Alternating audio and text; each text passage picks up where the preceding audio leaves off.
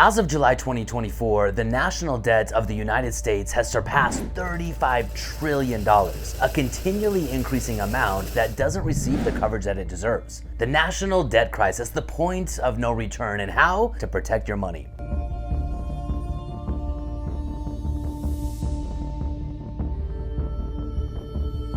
This staggering debt has crossed a critical threshold, one that will impact all of us. In fact, it will impact the entire global economy. But in this video, I'm going to show you how you can not just weather the storm, but how you can come out of the storm profitable, ahead, using the economic correction to your advantage. But first, do you realize how much $35 trillion is?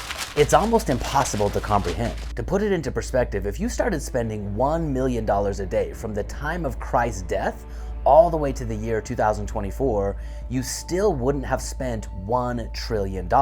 It would take approximately 95,890 years to spend $35 trillion at a rate of $1 million per day. This is the size and the scope of the US national debt. Many experts believe we are nearing a breaking point with our ever-increasing debt beyond the point of no return. The purpose of this video is to raise your awareness and to prepare you for the possibility of a breaking point during your lifetime. My friends, I'm Ryan D. Lee, and it gives me no pleasure to be recording this video today, but I'm a non-traditional financial strategist. I help people take control over their money and life and create a passive income machine to achieve financial freedom in 10 years or less. Listen, my friends, I've done it, and I've helped hundreds of people do the same thing. And I know with the right strategy, you can not just weather this storm, but you can actually profit from it. So the question is, how did we get here? And ultimately, what should we do to protect ourselves from this threat to your personal finances? Here's a brief look at how we got here and how fast it actually happened. In the early 2000s, debt began to increase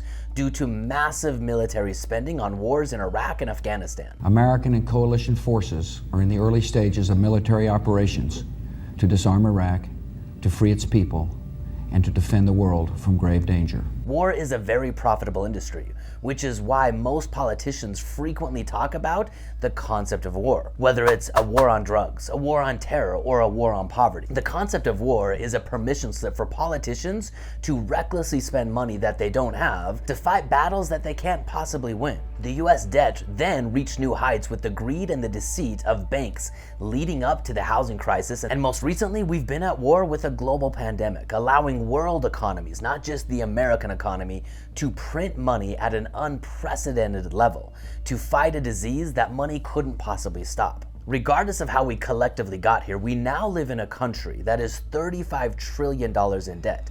And this only represents 1/3 of the actual debt on the US books. When you look at the real US debt, not just outstanding loans, but unfunded liabilities, which are promises to spend money that the government has already committed to, like Social Security, Medicare, and Medicaid, the US faces a 100 trillion debt reckoning. One way or the other, that bill will have to be paid. Then, when the transaction is finally complete, we will see how wealthy we as a country really are. Today, politicians constantly talk about raising the debt ceiling just to stay in operation. Senator Schumer and I had a good meeting this morning in my office to discuss the raising of the debt ceiling, which we all know will need to be done. It's easy to get mad at their reckless spending, but this distracts us from the reality of what we can actually control. It is likely that the US is going to face the consequences of reckless spending during our lifetime. So I wanted to share with you what I'm doing to prepare myself to protect what I have and to actually profit off of the economic conditions that the federal government has created for all of us to endure.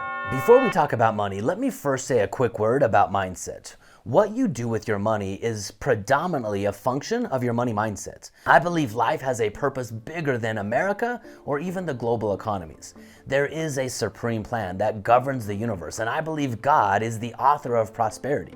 This faith helps me find peace amidst the storms, believing that God has a plan that will ultimately end in prosperity for all of us. If this is true, I can find light and peace even in chaotic and seemingly dark times. Now, let's get to the defense of what we can do with our money. Money is first and foremost a tool of exchange. Think about this. Nobody actually wants money for its own sake. It's just a piece of paper or a number on a screen. What we actually want is what money can be exchanged for. In times of difficulty, think about the things both tangible and intangible that would provide peace, confidence, and stability during economic chaos. For me, I think about reserves. If income were to stop coming in for me tomorrow, how much reserves would I want on the side to accommodate my lifestyle? If you were to lose your job in the next week or two, I would want you to have money set aside to fund a minimum viable lifestyle while things calm down. Enough to buy food, gas, and shelter, and all of the basic needs of life for at least 3 to 6 months. So for you, my friends, ensure you have money readily accessible to cover the cost of living for 3 to 6 months. The more reserves you have, the more peace of mind you're ultimately going to have. The investment that you're making is putting money aside to ensure that you can navigate economic chaos without breaking apart your life and not being able to care for your family. If you spend $5,000 a month on basic necessities, you'd want to have 15 to 30K minimum in cash available to you. The next thing I want to talk to you about as a defensive strategy is creating a hedge against the dollar. A hedge is an asset that preserves your wealth during a crisis. It's not about making money, it's about protecting what you've already created. Consider holding other forms of currency in addition to your dollars, something like gold and silver, which have long been stores of value before the dollar ever existed. Consider cryptocurrencies. Cryptocurrencies can also serve as a hedge against the volatile dollar. Where most people lose sight of what cryptocurrency actually is they're chasing the elusive rate of return. They're trying to buy and time the market of cryptocurrency. But if you hold cryptocurrency believing that it's a hedge against the dollar, my friends, you don't care what your cryptocurrency is worth. Your hedge is meant to eliminate the chaos of holding the dollar. My friends, with a solid defense, you can face looming uncertainty with a powerful offense. Tony Robbins says that the quality of your life is in direct proportion to the amount of uncertainty you can comfortably live with. With a good defense, you can embrace uncertainty and actually find the opportunities to thrive and grow your wealth. Now listen, my friends, if you're finding this valuable and you care about people around you, your friends, your family, don't forget to #1, subscribe to this channel. But #2, share this video with other people because friends, they don't let friends retire broke, and friends also don't let friends get wiped out during economic uncertainty. Now what I want to talk to you about are tactical strategies for offense. How do we actually thrive during times of economic chaos? My friends, during every economic turnover, there have been winners and there have been losers. While most people are losing, it's the winners who see actual principles in the economic chaos and double down on those principles. Ultimately what it is, the economy isn't actually losing money. That money is simply being transferred to less visible but more valuable assets. To thrive in today's complex economy, you must first and foremost increase your financial intelligence, which is your financial IQ in making, keeping, and ultimately investing money. If you outsource your financial decisions to a financial advisor or to someone else, you are at a massive disadvantage right now. You are hoping that someone else cares for your best interest more than you do. My friends, increase your financial intelligence fast. I want to commend you. This is why you're on this channel. You see the problems lurking below the surface and are diligently searching for the solutions. When you become the solution to your own financial problems, you realize that money is a tool. It will take you wherever you wish, but it will never replace you, my friends, as the driver. #2, I want to invite you to consider, before I give you a tactical solution of what to do with your money, start investing with purpose. Investing is ultimately about trading something you don't want, dollars today, for something you do want in the future. You might exchange your dollars today for a trip tomorrow, creating a meaningful experience and memories. In financial planning, you give up dollars today for a future expectation. Many people are disappointed because they never clearly define what that future expectation is. So during times of uncertainty, get absolutely clear on why you're giving up dollars today and what success means to you. To get tactical on how to grow your wealth during times of uncertainty, I want you to consider investing in real assets that hold their value and demand, no matter what the economic times are. So let me give you 3 factors for choosing investments during times of uncertainty. #1, you must invest in a real asset. #2, that real asset must have real value. Now, real value is in the eye of the beholder, so consider that asset and who is ultimately going to want or demand that asset in the future. Number 3, it must hold its value or demand across all time. Now, this is why so many people find themselves in such uncertain times. They do not invest in real assets, they do not invest in things that hold their value over a long period of time, and they do not understand how to make money off of what they put their money into. They're just hoping to buy low and sell high. And what most people end up doing is the exact opposite. They chase the hype, they wait until the demand is high, and then they buy high, and because they can't stomach the loss, they sell low. My friends, if you want to get out of this roller coaster ride, buy real assets that have real value across all time. One of my favorite asset classes is single-family real estate. For a minute, just forget about the amazing returns and consider why this asset class ensures success regardless of the dollar's future. There's a concept called Maslow's hierarchy of needs. This is a psychological theory proposed by Abraham Maslow in 1943. It's often depicted as a pyramid with 5 levels. Each level represents a level of human needs. From the bottom to the very top, these levels are first and foremost human beings. Before they can consider anything else, first and foremost must satisfy their physiological needs.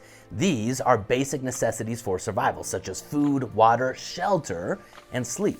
Once someone has satisfied their foundational level of physiological needs, then they progress to the next level of the pyramid, which are safety needs, security, stability, and protection from harm.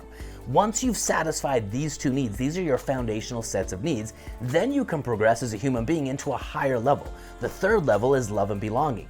Once you've satisfied physiological needs and safety needs, you now have the mental stability and the resources to start considering social connections, friendships, and family relationships. Above that are esteem needs, respect, self-esteem, and recognition. And at the very top of this pyramid is the pinnacle of human achievement, self-actualization. Before, my friends, anyone can ever get to the pinnacle of this pyramid, self-actualization, they have to first and foremost solve their physiological needs. And did you notice what was at the foundation?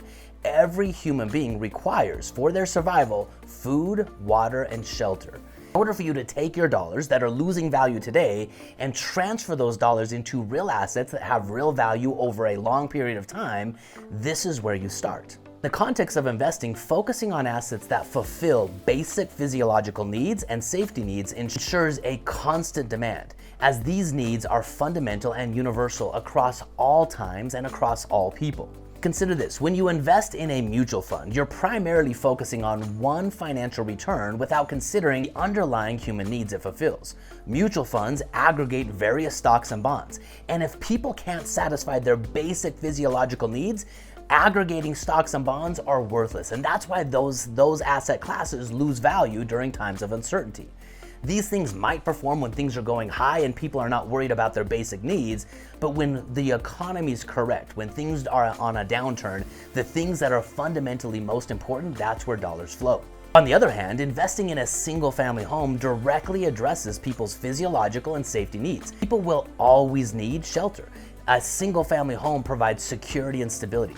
This intrinsic demand makes real estate a more resilient investment, especially during economic uncertainties. This is why savvy investors trade devaluing dollars for appreciating always in-demand assets, and they hold them. They're not trying to time the market, because that, my friends, is ultimately speculation. If you're trying to play the game of speculating better than your neighbor, both you and your neighbor are going to lose over the long run. Smart money and smart investors seek to trade devaluing dollars today for appreciating always in-demand assets, and they simply hold them. This is why my fellow investors and I are buying up assets like there's no tomorrow. We are trading dollars that are devaluing every single day, especially in the light of the massive government debt and spending, for real, always in demand assets that we can trade for future value with people, especially as they go from self-actualization, the top of the pyramid, all the way back down to the basic human needs. And the most important part of the game of money is to be driven by a mission that fills your life with meaning. Listen, my friends, the book Outwitting the Devil, author Napoleon Hill divides the world's population into 2 types of people: drifters and the driven. A drifter is someone without a vision for their life. They live constantly by fear, and they drift along with society's tide. Things are good, the drifter is complacent. When things turn bad, the drifter sinks into fear along with all of his neighbors, causing panic that trickles inevitably into that person's finances. the other hand, someone who is driven is usually driven by a power that's beyond them. They're driven by a sense of faith. Napoleon Hill says faith is the beginning of all great achievement. Exercising faith is a principle of action and ultimately power. Every adversity brings with it the equivalent seed of advantage. Develop a compelling vision for your life right now. Have the faith that all things in life happen for you, not necessarily to you. And find the opportunities in times of challenge and economic chaos. My friends, over everything, choose faith over fear and be someone who is driven, not a drifter. If you're not subscribed to this channel yet, I don't know what you're waiting for. So join our community and start your journey to financial freedom right now, and I'll see you on the next video.